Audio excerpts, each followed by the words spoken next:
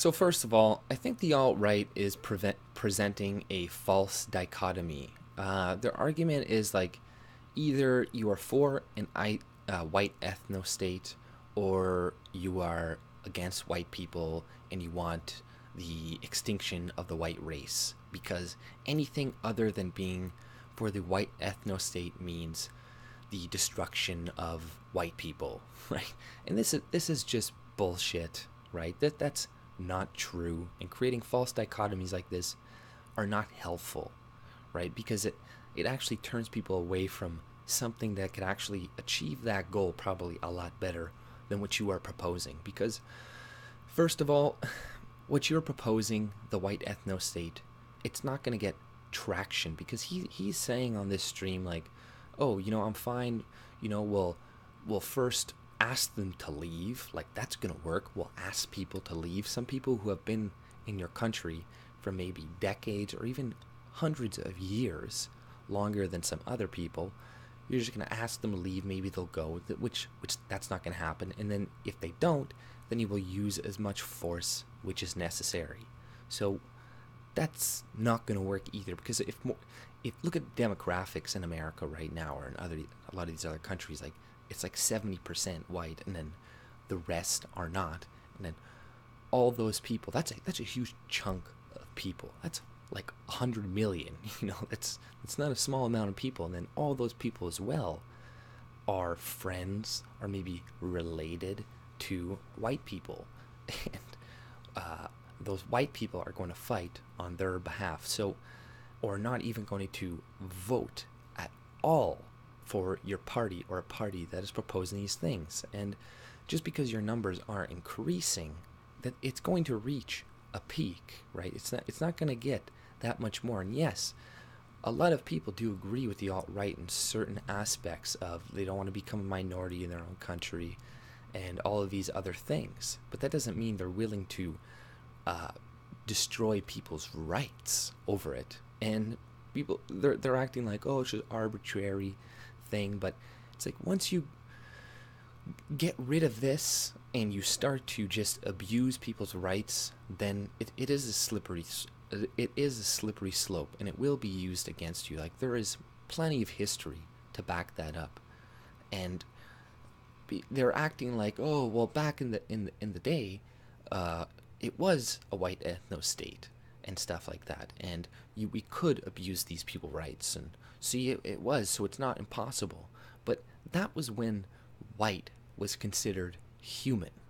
So black people were not considered fully human back then, or considered like 3/5 of a human being. So that's why they weren't given all the rights that everybody else was given. So nobody's going to go back to that. Right? Nobody's going to go back to that. Nobody's going to go back to taking away the rights of women. Nobody's going to vote for that. It's like people don't understand human psychology. Because, like, okay, when you give a kid something that's, like, really good and he only had something, or just anybody, any human, right? If they're only watching really shitty shows and you give them, like a blockbuster that's just amazing and all these shows that are just great, they're never going to want to go back to watching those shitty shows again.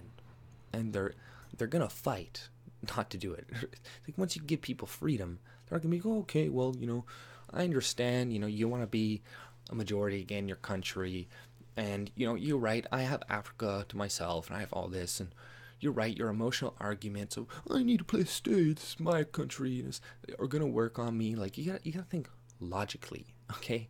So, what is more likely to stabilize the birth rates? Is it being racist, saying racist shit, turning away people who could potentially be on your side?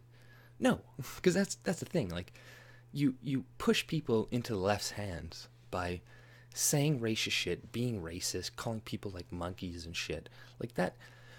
Like, you'd be surprised how many people of color that I speak to all the time, they're like, man, I agree with so many of these things and immigration and this and that, but I look at these people and they're so fucking racist. They hate me. They want me out of their country, this and that. So the only option they have left is to vote for the left. So you're playing into the left's narratives, and you're actually going to speed up the process even quicker. So I don't know if all these people know that that's what they're doing, or they're stupid or something, but that is what they are doing. Because like it's so much easier to convince people to reduce immigration. That there was just polls that came out in America. There was like even like 70% of Latinos and all this shit wanted to reduce immigration. So right there, and then it'd be easier to convince people to get off of welfare, get off of these things, because like the alt-right doesn't, they think they have the highest IQs. So if that is true, or some of the highest, right? If that is true, then they will have the majority of the money if there's no more redistribution of wealth. So then they'll have more money to put into their kids, and then other people won't have as much money to put in their kids because they're not going to have a welfare state to catch them, right? So this is what would happen, and eventually it would stabilize over time if you just were able to reduce immigration and reduce the redistribution of wealth. And even one of the guys in the post stream brought up like education and how the government took control of education, how that is a problem. Like, see, he understands that it's large governments that are the problem. So it's government control going out of whack, and if you're proposing to give the government all this control to reinstate a place that has a bunch of liberties, it's like you're living in a dream, because that's not going to happen. Once people get a taste of power in these positions, they're not going to be like, oh, okay, let's just give it up now, so now we can have a libertarian society again. It's like man, that's not going to happen. And first of all, that's never going to even take place, because there would be like huge civil war before that even happened. Because you just have to look at the demographics right now and just know modern day human beings and how they think. We don't think the same as we did 50 years ago. Like, most people do not think the same. We are tribalistic. Yes, this is true, and this will always be true. But that doesn't mean humans can't overcome tribalism to some extent, because the whole human history has been overcoming our natural instincts. Like, we have a lot of bad natural instincts that we overcome, and it's not impossible for other people to overcome. And like I said too, it's going to take, like Sargon said, it will take decades to fix these things. It's not going to happen overnight. And like the alt-right, they're gonna reach a peak of followers, and that's about it, and they're not gonna get much further than that. But other than that, I think Andrew exposed himself to be pretty emotional, and Sargon was kind of a dick sometimes. That's the way he dismissed Baked Alaska from the start. He's kind of like, hey, you're interrupting this and that. And I thought I could tell that pissed off Baked, and then that set the tone for him to be pissed off at Sargon for the rest. So then it made him a worse moderator in that circumstance. And then Andy Worski came on and acted like Sinatra says, and been like, you said you were going to come on my stream and debate. And it kind of turned into a shit show at one point. Like, it kind of turned into the blood sports.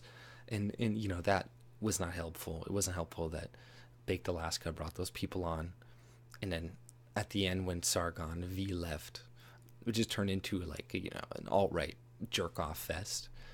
And they're like, oh, V's afraid, that's why he left. But it's like, no, there's this one guy there. I don't know who he was, but he kept interrupting V and talking over people. And I was like, who the fuck is this piece of shit? And Baked Alaska should have shut them down earlier. And I think Andy needs to watch out a little bit. It's like, yeah, he's probably pissed at Sargon, but a lot of these guys were not making good arguments either. And there's they don't, just because you hate Sargon or you're kind of pissed off at him right now, don't take what they're saying too fucking seriously, right? take it with a grain of salt, because yes, they are right about a lot of the data points that they are saying, but the problem is the ideology that they want to put forth to achieve the goal that they want. You got to think on a larger scale, and you got to step back and say, is this achievable at all? And it really isn't, if you do understand the way people think nowadays, the way we are intermingled. And there are other peaceful means to do this, to stabilize the rate, and that is through more libertarian principles, and that's through the education system, that is through, and the internet, the social media is helping with this. This is waking people up, and things take time. People are waking up, and you can do whatever you think is the best route, but honestly, people in the alt-right, they really got to stop being racist and say racist shit, because that is just being used by the left to screw you over in the end. It's like, I thought Sargon, I understand why he said the white N-word comment and stuff, but people really got to think of optics. They really got to think about the mainstream media and the average person, average normie. They are going to view these things, and they'll watch somebody and be like, yeah, I agree with pretty much everything he says, but he said that, the N-word, and pretty much I'm going to dismiss a lot of what he said. So, you got to be more like Jordan Peterson. I know a lot of people on all sides hate the guy, but he is very careful with what he says. And so it does not get taken out of context. You gotta think tactfully. You gotta think, who are you against? What are they using? Are they using the media?